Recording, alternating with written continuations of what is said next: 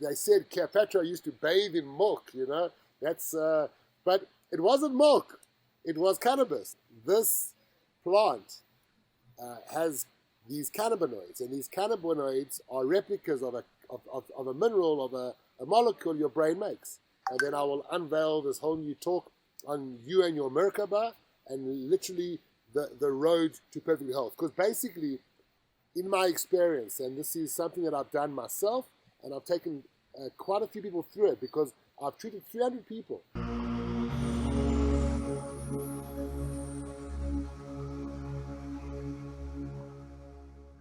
Hi, welcome, seekers of ancient knowledge and ancient wisdom. This is your show, Ancient Wisdom, with Indigo Jedi. Today we're talking about an ancient plant that is very prominent even in today, the cannabis plant, which has a lot of healing properties and a lot of benefits to the human body. To help talk about this plant, I've got Myron Krost, the CEO of Cannatrade Africa, and he's also a wellness coach. Myron, welcome to our show. How are you? Thank you so much, Deepak. Nice to be here with you. Thank you so much. So, Myron, you're a CEO of a business and you're also a wellness coach. How do you marry those two? They sound quite contradictory. That is I guess that what makes me a very different type of CEO. Basically, about 4 years ago, 2018, I jumped out of my family corporation where I was the brand ambassador for a family brand that goes back 3 generations. And I jumped out of that to get involved in cannabis and wellness and plant-based medicine. So I've built a business over the last 4 years called Cannatrade Africa. And we've opened 3 stores called The Green Side. So we've got the Green Side in Greenside, we have the Green Side in Sandton, and we have the Green Side in Pretoria.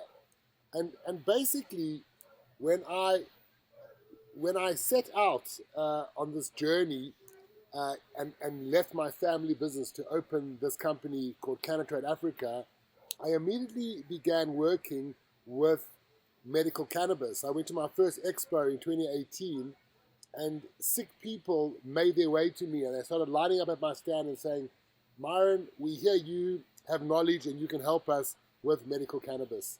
So my entire vocation, or this company, was built from the beginning with finding out and creating a knowledge about how to utilize cannabis in a medical way, and also how to help people use cannabis in a less harmful way.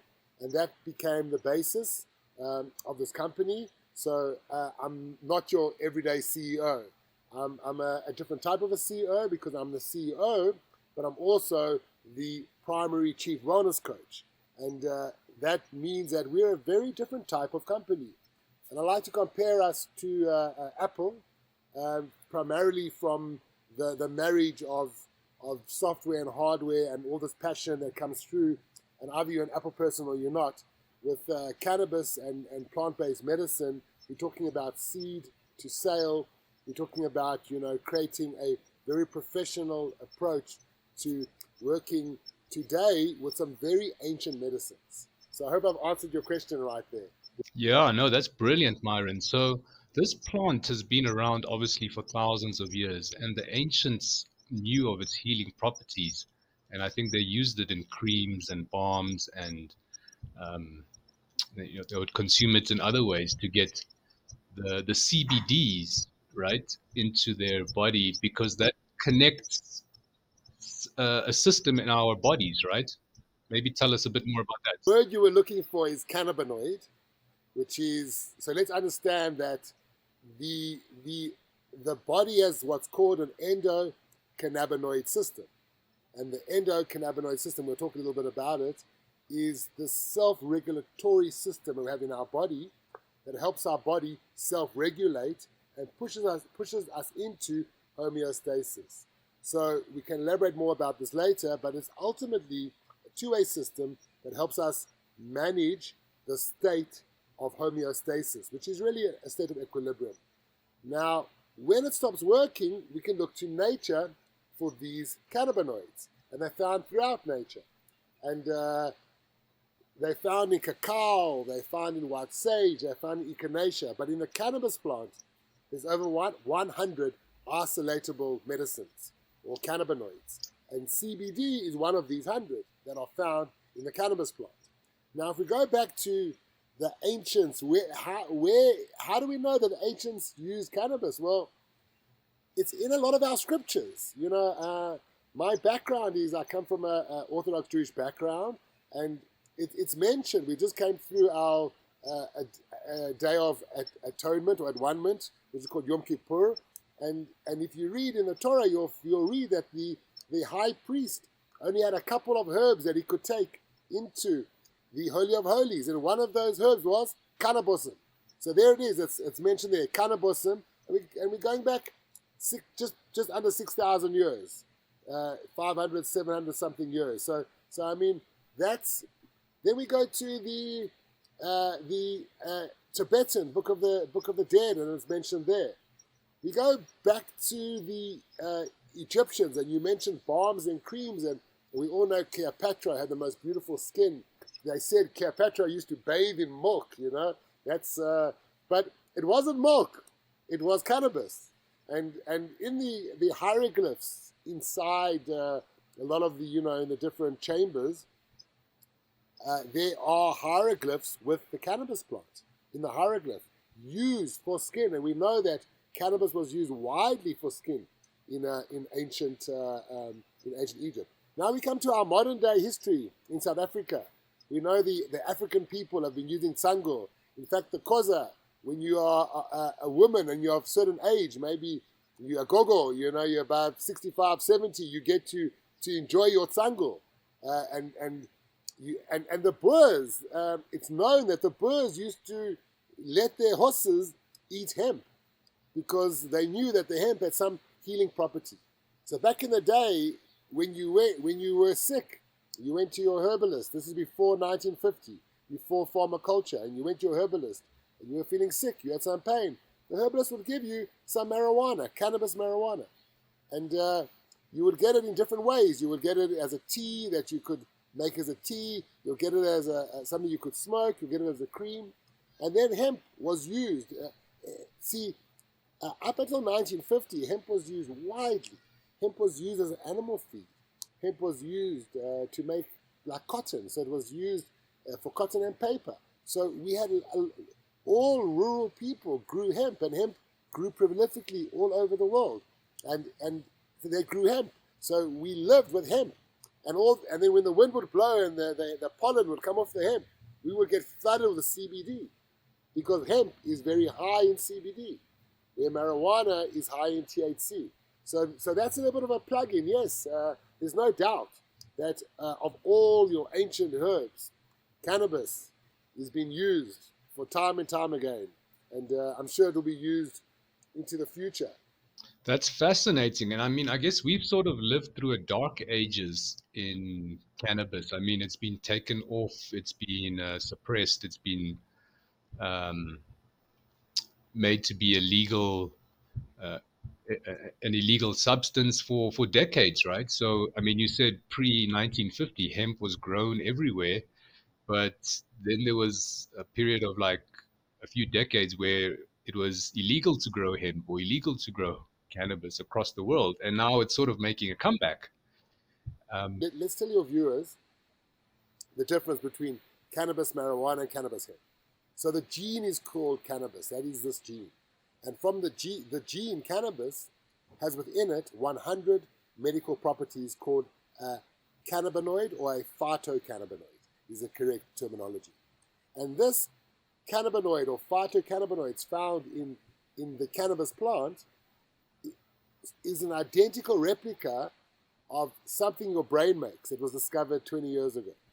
So this plant has these cannabinoids, and these cannabinoids are replicas of a mineral, of a molecule your brain makes. And it's very interesting because this is the basis. That's why we say cannabis is the plant-based medicine that basically assists complementary medicine to take its Fore. So, so now we know that there's 100 of these different medicines called cannabinoids. Now we get two different types. The one kind of cannabinoid is incredibly subtle, like CBD. It's so subtle, you wouldn't know you've taken it. But if you take it for long enough, it certainly does its trick. The other cannabinoid, like THC, delta 9, is not subtle at all. It literally is extremely, it will get you on a high very quickly. So when I teach people and I explain to people all about cannabis and cannabinoids, I explain to them that within the cannabis plant, there's 100 of these cannabinoids, and they're in two different categories. The one category we call a negative cannabinoid. It's things like CBD and THCA, things that are subtle. And the other category is the positive cannabinoid, is things that are not subtle. So we're not using negative and positive in a duality, rather a polarity, like marijuana. So the cannabis plant has within it two different types of plant. You get the hemp plant and the marijuana plant. Now both the hemp and the marijuana have all the cannabinoids. The difference is that the hemp plant is high in the CBD and the marijuana plant is high in the THC. And that's the only real difference. I guess it has been misunderstood, and maybe the industry and the public view it as, especially marijuana, they view it like a gateway drug.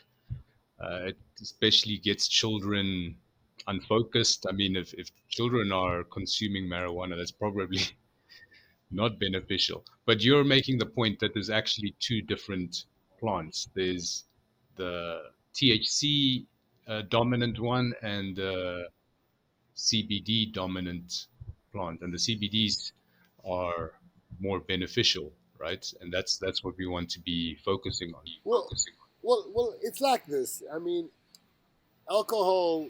There are bottle stores and there are bars and restaurants can serve alcohol, and the alcohol is controlled, and you don't serve alcohol to a minor, and if children get involved in alcohol at school, and alcohol addiction is very big amongst teenagers in this country, and it's terrible. The children should not be drinking alcohol until they are 21 years of age. Even an 18-year-old brain is too young for alcohol. So we have alcohol that is accepted, and then we look at this thing called cannabis, marijuana. And yes, like alcohol, it can be abused. And marijuana, if you have too much marijuana, it can take away your ambition. And of course, if children, 14-year-olds and 15-year-olds get hold of marijuana, they should never get hold of marijuana. Their brain isn't developed enough to be able to make sense of the marijuana. So marijuana use is one thing, and that it needs to be done by adults in private use, and that's why today in South Africa we've got private cannabis clubs, because that's the right way. Cannabis should be consumed privately with people who want to have cannabis, so that you don't influence anyone else. And that's another whole conversation. But then, of course, we have the entire medicinal side. And the medicinal side is THC can also be medicinal. It's just the way we use it. It isn't so much that CBD is medicinal and THC isn't. It's all medicinal. For example, when I put someone on a cannabis program, and the first program that we put you on is a program that pushes you into equilibrium, gets everything working 50% better. When we put you on that program, what we do is we give you CBD in the morning from the hemp plant, but we give you some marijuana, THC, delta 9 at night before you go to sleep. Just a little bit, so that they can work together, and that they work together in an entourage. So both sides are very important. They are very misunderstood, and we are at the cusp of a whole new era when it comes to cannabis. You're right. We truly are on a new cusp. And I think it's not just the cannabis plant, it's natural medicine, natural ways of doing things is sort of making quite a big comeback. I mean, when I look at the number of companies in this industry, like offering ancient type of wisdom or natural remedies, etc., there's hundreds of them now in South Africa, where maybe if you looked 5 or 10 years ago, there wouldn't be any. I mean, your business itself, Myron, is only 4 years old, and um, on is building on this industry, right? On this wave of everyone going into natural remedies. It's for sure. You know, what's actually going on here is that the pe- pharma culture and the modern way, allopathic medicine, it just, you know, it basically runs on what's called a silver bullet. And the silver bullet is where you look for that silver bullet, boom. And I've got something, I've got a migraine, I'm going to take this tablet, the migraine goes away. And I've got a sore stomach, I'm going to take this tablet and my sore stomach goes away. And the problem with that is you keep on masking what's actually going on in the body. And the body has the most wonderful self-healing ability. Our bodies can self-heal. But the problem is that we don't listen to our bodies nicely. So therefore, we land up just getting symptomatic relief. So what we see, the green side, for those of you who don't know, and if you haven't been to the green side, you really got to come down. We're a pharmacy with an F-A-R-M-A-C-Y, which stands for Food as Real Medicine. And we're a pharmacy where we say, step number one is giving you organic food to eat and explaining to you why it will help your brain help your body self-heal. Number two is giving you gut health through your probiotics and your elixirs and your adaptogens and your pH balancing to explain to you the gut's the second brain. Number three, we give you plant-based medicine called nutraceuticals, natural remedies. So we've got nutraceuticals, we've got all kinds of nutraceuticals. So if something's wrong with you, we don't just give you, we give you adaptogens and a nerve iron, and we give you if you got a little bit of a head cold, we give you a range of products to take together that will not cost you more than a couple $100, will help you get over your head cold. So when you and then the last thing, the fourth element is lifestyle adjustments, lifestyle hacks, teaching people how to create hacks. So plant-based medicine is just beginning. So yes, I think the pharmacy as we have it, Pharmacy, or the apothecary. In our pharmacy, we have an apothecary, old-fashioned chemist. This entire movement is going to get bigger and bigger and bigger. And we're very excited about that because the more companies and the more shops start to put energy into organic food, into plant-based medicine at decent prices, into free knowledge. Because everyone, you go out there and you got to pay for the knowledge. So you go to the herbalist, or you go to the natural doctor, and you pay more than a normal doctor, and then they sell you everything, and you walk out of there and you stores like the green side. We give you knowledge. With your knowledge, we give you products. And then you start your journey. You do you. But you can't just do you without, like, some you going. That's why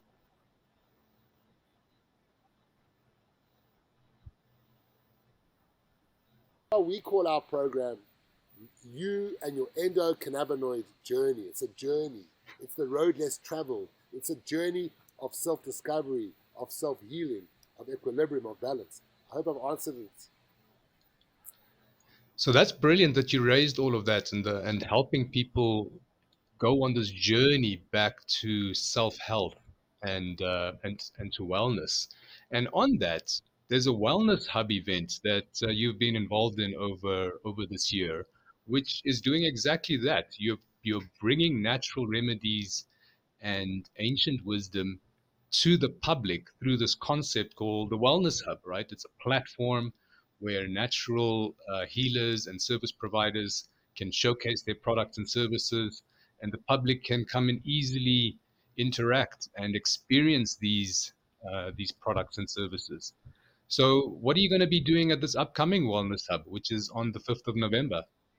So I'm super excited about the Wellness Hub, and I must say, like, well done to the team, and well done there, Deepak. I know you're part of the Wellness Hub, and I just, the Wellness Hub is a platform, and wellness practitioners, people who have got products, they need this platform, and it's an inexpensive platform, And we've been involved in the last 2 wellness hubs. I've done a talk at both of the wellness hubs on the Endo-Cannabinoid System. I did 3 months of research after that. I learned all about the Endo-Cannabinoid System, and I started running a program. And today I've treated over 300 people. And what I've discovered, everyone who does the program gets into homeostasis. So my main subject has been you and your endocannabinoid system. But now I've decided I'm going to unveil a new talk at the next Wellness Hub. And I'm going to use the term you and your Merkaba. How to start to understand that you are a Merkaba. How to measure your Merkaba. How to build a Merkaba dashboard. How to start your journey. And I think that's I'm quite excited about this talk. So I'm going to formulate it over the next couple of weeks, and then I will unveil this whole new talk on you and your Merkaba, and literally the road to perfect health. Because basically, in my experience, and this is something that I've done myself, and I've taken quite a few people through it, because I've treated 300 people, and of those 300 people, I've got 50 people that are literally, they got into homeostasis, and there's about 10 rock stars who like, there's people you'll never would have imagined they were the same person some time ago. Just combining medical cannabis and organic food and a little bit of gut health and natural remedies, little lifestyle adjustments, and bada dee, bada boom, what happens? Everyone is in homeostasis. And what does it mean? I keep saying it over and over. It's equilibrium. It's where when the externalization is hectic, the internalization must be Zen. And that's what homeostasis is. That's a very nice definition. It's when things around us start to go pear-shaped. What happens inside? Are you going pear-shaped, or you're holding it together? And homeostasis is where you hold your shit together regardless of what's happening externally. So, I've worked with people and got them into homeostasis, and then the journey. So the first word for balance is homeostasis, which is equilibrium. And then a 3-month journey through Ayurveda and into a program where you get into balance. And then after that, starting your journey to perfect health. Because 6 weeks becomes 3 months, becomes 6 months, becomes 12 months, and repeat. And Ayurvedically, your body re-heals. Your body is reinvented every 24 months. So if you got a dread disease, in 24 months, your dread disease could be substantially better. You're not saying it's going to go away, but substantially better. For example, I suffer from chronic eczema, and I have got rid of, after 20 years of having chronic eczema, I got rid of it 2 years ago through my Ayurvedic program. And today I'm eczema free. But when something goes on in my system, and I stop following my program, and I get, then what happens? I get a little eczema patch. And that eczema patch that I get is then an early warning system. And it comes up and it goes down. So what's wrong with you is what's right with you. What's wrong with you is what you've been given to show you how to live in perfect health. Because if you make sure that one thing is wrong with you, you use that to show you how to get to perfect health, then basically the rest of you just falls into place, and it's amazing.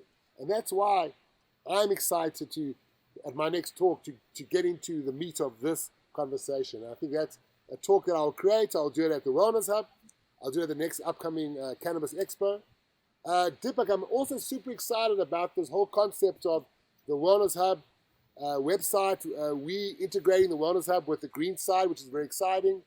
To tell your viewers out there, we will have a lovely green side store at the Wellness Hub where you can get all your apothecary items.